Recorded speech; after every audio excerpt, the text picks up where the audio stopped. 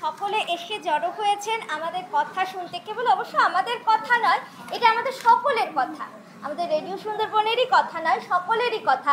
যে কথাগুলো আমি এখন আপনাদের বলবো, আমরা জানি এই কথাগুলো, তাও আমরা একবার করে মনে করে নেব, এই যা, এর বেশি কিছু নয়।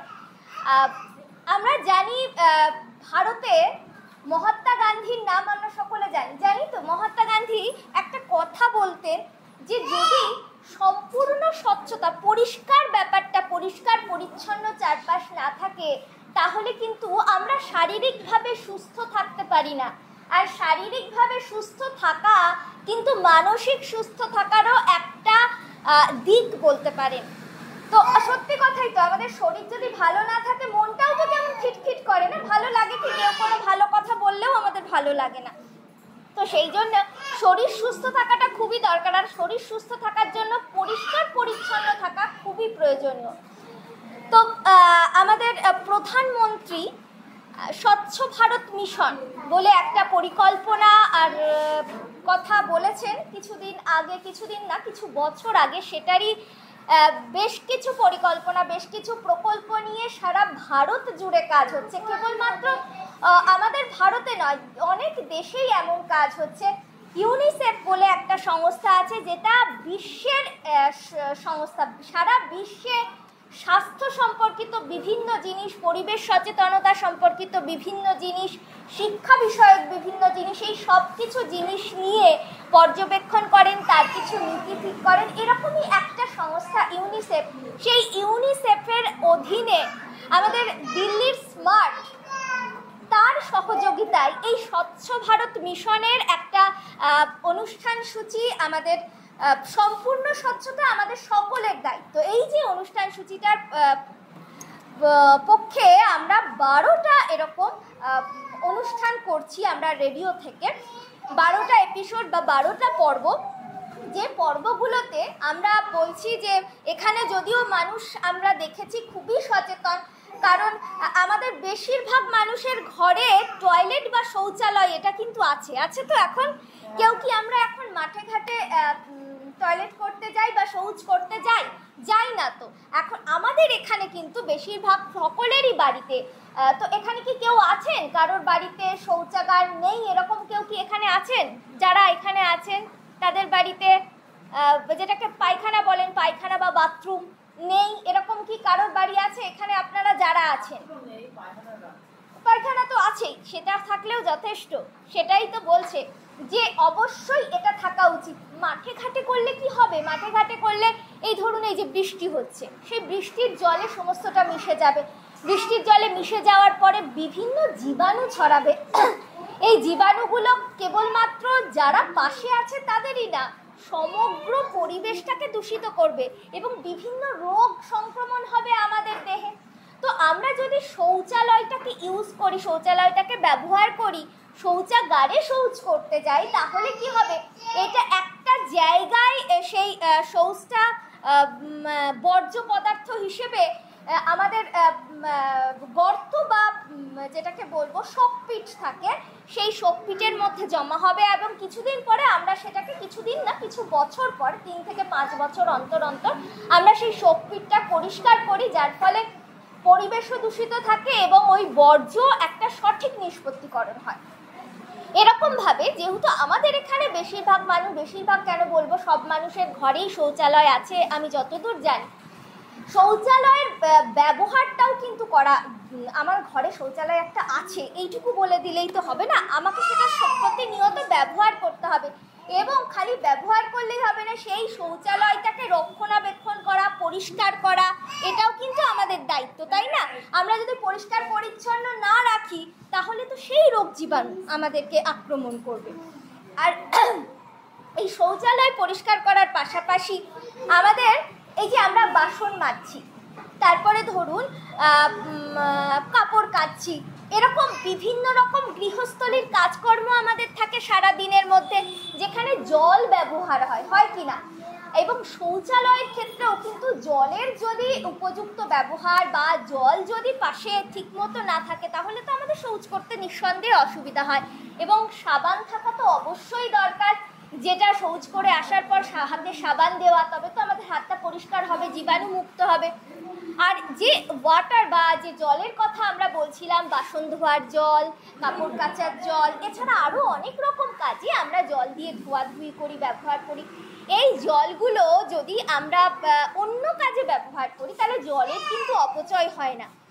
এছাড়া যেগুলো আমাদের এই শোকপিট থেকে যে জলগুলো বেরোচ্ছে, সেই জলগুলোর একটা সঠিক নিষ্পত্তিকরণ, কারণ সেখানে কিন্তু প্রচুর পরিমাণে জীবাণু থাকে, আর হাত দিয়ে তো পরিষ্কার করা কখনোই উচিত নয়। ট্রেনিংপ্রাপ্ত মানুষের দ্বারা বিভিন্ন গ্লাভস ধরুন, আরও কিছু যন্ত্রপাতি আছে, তা সেগুলো দিয়েই পরিষ্কার করা উচিত আমাদের শৌচালয়। এরকম আরও একটা বড় দূষণ এবং বড় বলবো আমাদের এই অঞ্চলে কেন, সব অঞ্চলেই এখন সারা বিশ্বে একটা বড় ক্ষতিকর বিষয় হয়ে দাঁড়িয়েছে প্লাস্টিক।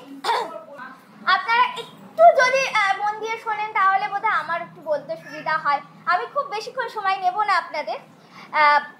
প্লাস্টিক, আমরা বাজারে যাই, বাজারে গেলে কি নিয়ে যাই? আর আগে আমরা কি করতাম, চটের থলি, কাপড়ের থলি, এগুলো থলি নিয়ে বাজারে যেতাম। কিন্তু এখন মানুষ ভীষণ অলস হয়ে গেছে, থলি নিয়ে আমরা আর যাই না। এখন কি করি, খালি মানি ব্যাগটা নিয়ে বাজারে চললাম, বাজারে গিয়ে আলু পটল বা যা যা কেনার কিনে সেটা ক্যারি ব্যাগে নিয়ে চলে আসি কিনা? বেশিরভাগ মানুষ আমরা ক্যারি ব্যাগ ভীষণভাবে ইউজ করি। আর এসে কি করি, বাড়ি এসে ওটাকে যে আলাদাভাবে একটা জায়গায় জমিয়ে রাখা সেসব না, এই ক্যারি ব্যাগ নিলাম, ওগুলো বার করলাম, ক্যারি ব্যাগটা যেখানে সেখানে ফেলে দিই। আমরা রাস্তাঘাটে দেখলেও দেখবো এইরকম ক্যারি ব্যাগ যত্রতত্র পড়ে আছে। ক্যারি ব্যাগ খালি কেন না, ওই যে আমরা যে প্লাস্টিকের বোতলগুলো যেগুলো জলের জন্য ইউজ করি, সেই বোতলগুলো যেগুলো একদম পাতলা, যেগুলো একবার ইউজ করা যায়। তারপরে আজকাল এই যে বাজারে চাউমিন দেয়, একটা চামচ দেয়, চামচটাও দেখবেন প্লাস্টিকের, তাই না? এই প্লাস্টিকগুলো কিন্তু আপনি দুবার তিনবার ইউজ করতে পারি না, এগুলোকে আমার ফেলে দিতেই হয়। কিন্তু এই ফেলে দেওয়াগুলো যদি আমরা বিভিন্ন জায়গায় না ফেলে রাখি, বিভিন্ন জায়গায় ফেলে রাখলে মাটি দূষণ হবে, পরিবেশ দূষণ হবে। আমরা যদি বিভিন্ন জায়গায় ফেলে না রেখে একটা পাত্রের মধ্যে জমা করলাম বা একটা ব্যাগের মধ্যে জমা করলাম, আমাদের ওই ভাঙাচোরাওয়ালা আসে না বাড়িতে বাড়িতে, আমরা কিন্তু এগুলোকে একটা ব্যাগের মধ্যে আলাদা করে জমা করে বিক্রি করতে পারি, তাহলে পরিবেশ দূষণ হয় না। কারণ ওরা কিন্তু এটা নিয়ে যাবে পরিচালন কেন্দ্রে, যেখানে গিয়ে বিক্রি করবে, ওরা তো আয় করবেই, আবার উল্টে এই জিনিসগুলোর পুনর্ব্যবহার হবে, মানে এই জিনিসগুলোকে গলিয়ে আবার নতুন কিছু ব্যবহার হবে, তাতে পরিবেশটা আর দূষিত হবে না। আমরা কিন্তু এই জিনিসটা করতে পারি। দেখুন, এতে আমাদের এক্সট্রা আয়, মানে এক্সট্রা কোনো ব্যয় হচ্ছে না।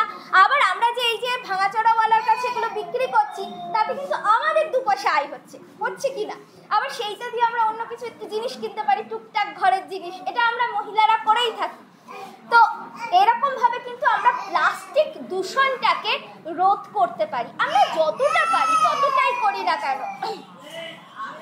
এরপর এই যে প্লাস্টিক দূষণ রোধ করা, এর জন্য আমাদের এই যে গ্রামগুলো, গ্রামে নিশ্চয়ই আপনাদের কি গ্রামের বাড়িতে বাড়িতে ওই আলাদা করে বালতি দেয় যে পচনশীল বর্জ্য অপচনশীল বর্জ্যগুলোকে আলাদা করার?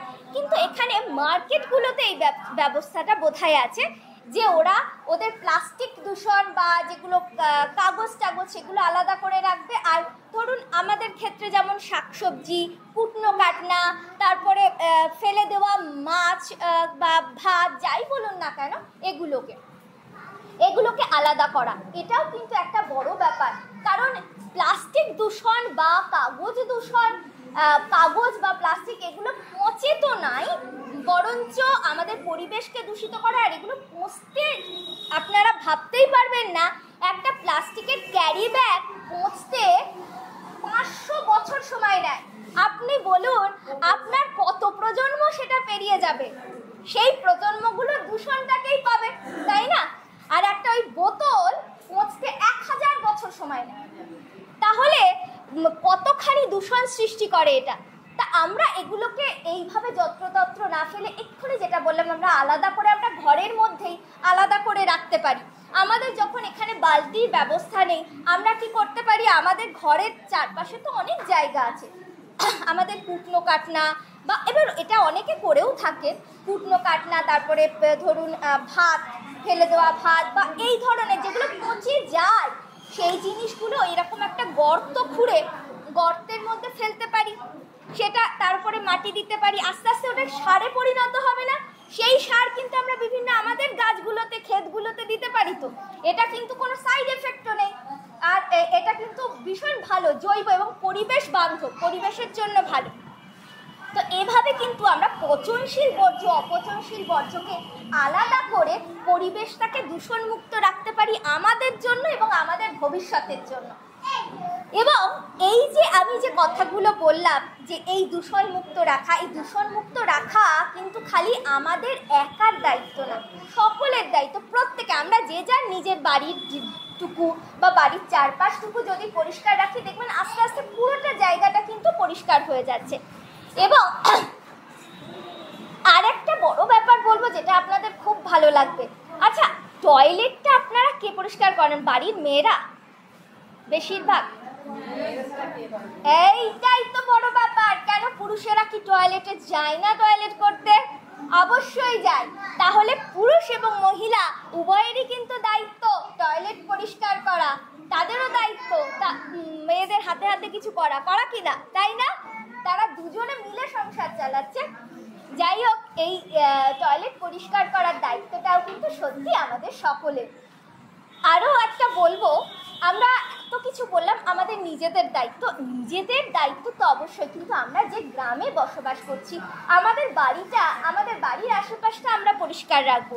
কিন্তু যেই এটা ধরুন এই যে আমরা যে স্কুলটায় কথা বলছি সেই স্কুলের টয়লেটগুলো আছে বা স্কুলের চারপাশটা, আমরা নিশ্চয়ই আসবো না স্কুল ভিতরটা পরিষ্কার করতে?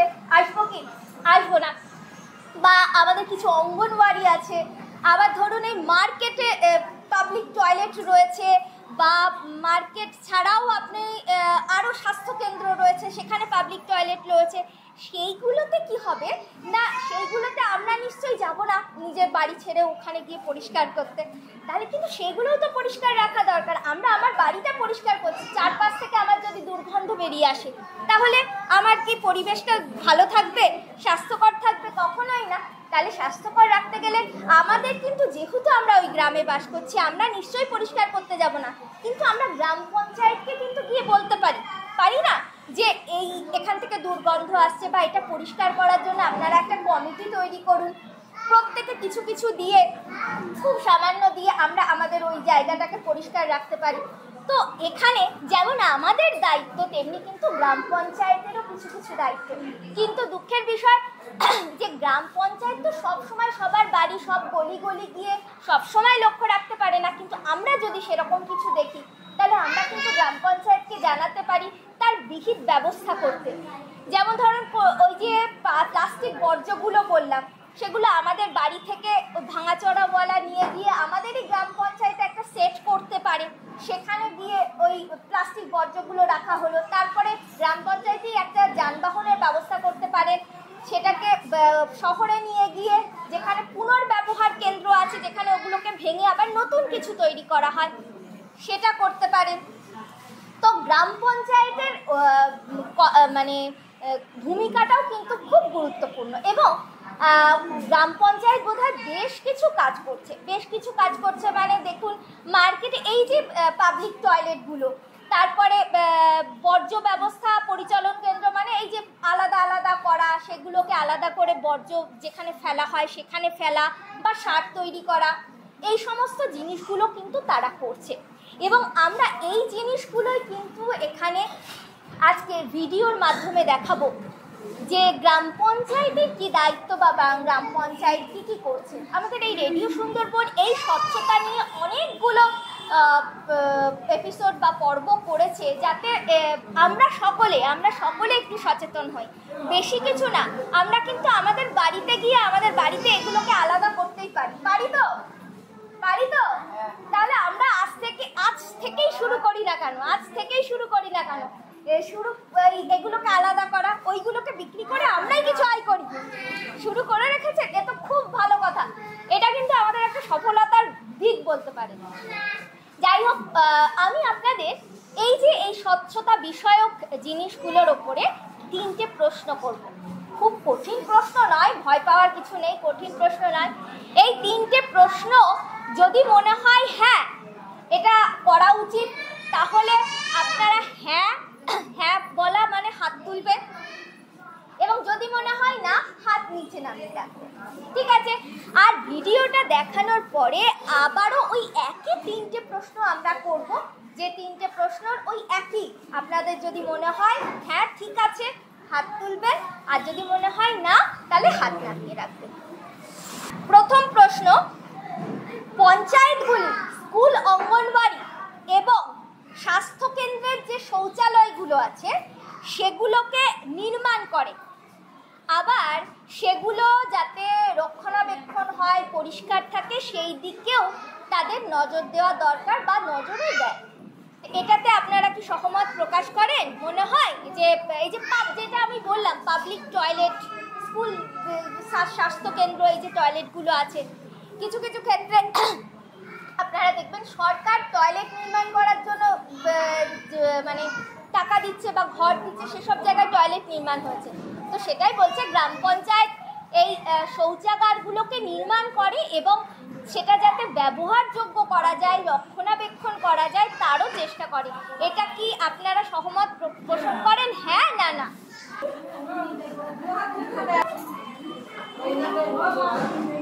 দ্বিতীয় প্রশ্নে যাব আমরা। দ্বিতীয় প্রশ্ন হলো, পঞ্চায়েত এটা করে বর্জ্য ব্যবস্থাপনার যে পরিচালন এটা বা নিয়ন্ত্রণ এটা করে, এবং যে শৌচাগারগুলো পুরনো হয়ে গেছে তাকে আবার আধুনিকীকরণ মানে নতুন করে কি বলবো রিপেয়ার করা বা শোকপিটগুলো ঠিক করে বসানো, এগুলো করে। এটাকে কি আপনারা হ্যাঁ বলেন না না বলেন? সবাই সবাই হাত তুলেছে কি?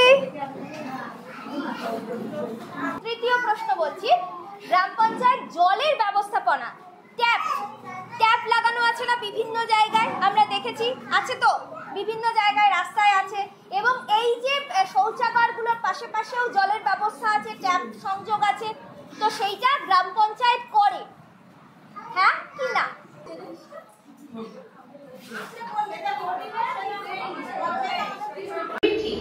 এবং একই সাথে আমরা আমাদের অগ্রগতি দ্বারা পর্যবেক্ষণ করা আমাদের কোনো ফাঁক আছে কিনা ঠিক, এবং একই সাথে আমরা আমাদের অগ্রগতি দ্বারা পর্যবেক্ষণ করা আমাদের কোনো ফাঁক আছে কিনা। আমাদের লক্ষ্য সবচেয়ে পরিষ্কার করার জন্য আমাদের প্রচেষ্টা করা উচিত। এটা অবিশ্বাস্য মনে হয়েছিল, কিন্তু আমরা যতই রোমাঞ্চ। আবারও প্রথম প্রশ্নে আমরা চলে যাব। গ্রাম পঞ্চায়েতগুলো স্কুল এবং অঙ্গনবাড়ি এবং যে প্রাথমিক স্বাস্থ্যকেন্দ্র, শিক্ষাকেন্দ্র যেগুলো আছে সেখানে শৌচাগার নির্মাণ করা এবং ব্যবহারযোগ্য করা, এটা গ্রাম পঞ্চায়েতের দায়িত্বের মধ্যে পড়ে বা ভূমিকার মধ্যে পড়ে। আপনারা কি এতে সহমত পোষণ করেন? এবার দ্বিতীয় প্রশ্নে যাব। পঞ্চায়েতের ভূমিকা যে পুরনো যে সমস্ত শৌচাগারগুলো আছে সেগুলোর আধুনিকীকরণ করা এবং বর্জ্য ব্যবস্থাপনা, যেটা বললাম পচনশীল বর্জ্য, অপচনশীল বর্জ্যের কথা, বর্জ্য ব্যবস্থাপনাকে উন্নত করা, এটা গ্রাম পঞ্চায়েতের ভূমিকা বা গ্রাম পঞ্চায়েতের দায়িত্ব। আপনাদের কি মনে হয়?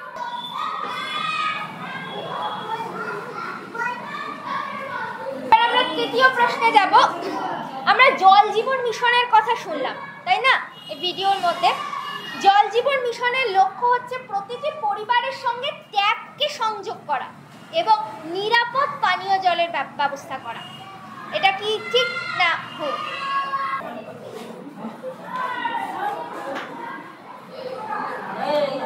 তো তিনটে প্রশ্নের উত্তর আমরা ভালোভাবে পেলাম, এবং আপনারা যে এতক্ষণ ধরে আমাদেরকে সহযোগিতা করেছেন ওর জন্য আবারও একবার অনেক অনেক ধন্যবাদ আমাদের রেডিও সুন্দরবন 91.2 FM এর পক্ষ থেকে এবং DCDM এর পক্ষ থেকে, আর ইউনিসেফ এবং স্মার্টের পক্ষ থেকেও অবশ্যই আবারও আসবো আপনাদের মাঝে এবং আপনাদের সহযোগিতা চাইতে।